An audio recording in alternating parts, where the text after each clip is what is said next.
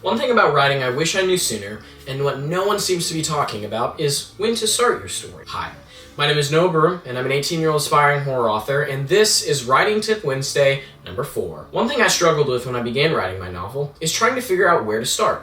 It can be a daunting task writing chapter 1, and it can be really scary if you don't know where to start. And one thing I think a lot of new writers struggle with and kind of make the mistake of is starting the story too early or too late. Something someone told me is start the story where the story begins. And that sounds easy, right? But then you still are wondering, do I start 2 weeks before like the main action happens and introduce the cast and characters? No, don't make it overcomplicated. Start it when the story begins. For example, in my book, Death at Malady Cavern, I start the book right whenever the main character receives the invitation to go to the cave.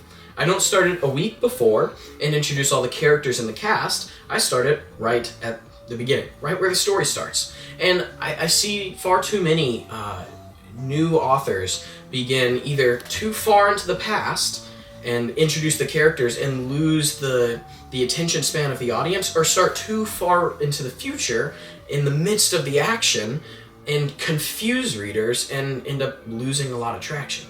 So start the story where it begins, and that's Writing Tip Wednesday number 4.